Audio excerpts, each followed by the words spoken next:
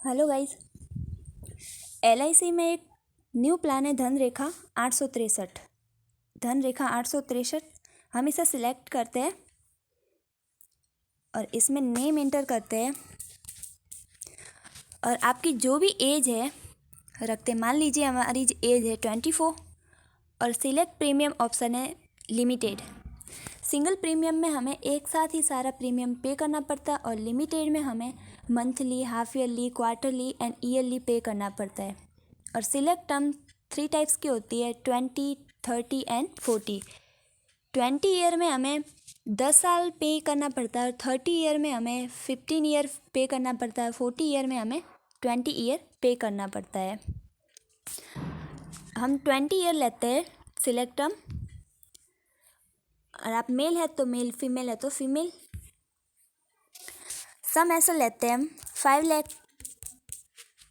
सम Acer हम ले लेते हैं 4 लाख। इसमें AD and BD। AD and BD का मतलब होता है एक्सीडेंटल बेनिफिट और डेथ बेनिफिट सिलेक्ट होता है। और इसमें हम 100 सरेंडर वैल्यू और 100 टैक्स बेनिफिट को भी सिलेक्ट करते हैं। अब हम इसे कैलकुलेट करते हैं। अगर हमारी एज 24 है और हमने सम ऐसा लिया है 4 लाख, तो हमें टर्म ली है 20 ईयर्स की, जिसमें हमें पेइंग टर्म होता है हमारा 10 ईयर। 20 ईयर्स तो टर्म है, 20 साल की पॉलिसी और जिसमें हमें 10 साल ही पे करना पड़ता है। इसमें प्रीमियम मोड आते हैं yearly, half yearly, quarterly and monthly. सबसे पहले फर्स्ट प्रीमियम में तो 4.5 GST लगता है और नेक्स्ट प्रीमियम से हमारा 2.25 GST रेगुलरली रहता है। ईयरली प्रीमियम हमारा फर्स्ट में आ जाता है 44,889 और हाफ ईयरली आ जाता है 22,670 और क्वार्टरली हम पे करते हैं तो 11,448 रुपये और मंथली अगर हम पे करते हैं तो 3,816 रुपये पे करने पड़ते हैं।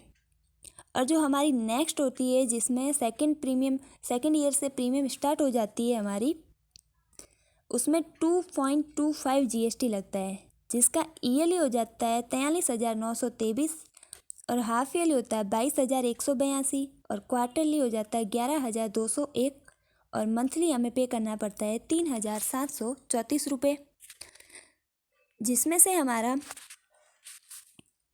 Benefit and coverage table coverage होता है, जिसमें अगर हमारी डेथ हो जाती है तो हमारे जो भी नॉमिनी है, अगर मान लीजिए 3 साल तक हमें कुछ नहीं होता है और चौथे साल में हमारी डेथ हो जाती है, जिसके नाम पर भी पॉलिसी लेते हैं उनको कुछ हो जाता है, तो जो सारा टोटल जो रिटर्न होगा वो बिना किसी किस्त के, मान लीजिए 4 किस्त भरी हुई होती है और उनकी डेथ हो जाती है, तो जो उनके नॉमिनी होते हैं, nominee mother, father, sister, brother या अपने परिवार में से किसी को भी ले सकते हैं, उनको पूरा टोटल रिटर्न मिल जाता है। और इसमें हमें 10 साल तक प्रीमियम पे करना पड़ता है और 11वें साल, जैसे ही 11वां साल आता है उसमें हमें 40,000 और नेक्स्ट 5 ईयर के बाद में 40,000, 5 साल का गैप होता है। 5 साल के गैप के बाद में 40,000 और ये 5 साल पूरे होने के बाद 20 साल पूरे हो जाते हैं, जिसमें हमें 70,000, 7 लाख रुपए मिलते हैं। और अगर हम इन पैसों को 5 साल के बाद में नहीं लेते और सारे पैसे प्रीमियम पूरा होने के बाद में लेते हैं, टर्म पूरा होने के 20 साल के बाद में लेते हैं, तो हमें 7,80,000 रुपये एक साथ में मिलते हैं। और 40,000 को 2 किस्तों में ना लेकर इन्हीं के साथ में टोटल रिटर्न लेते हैं तब।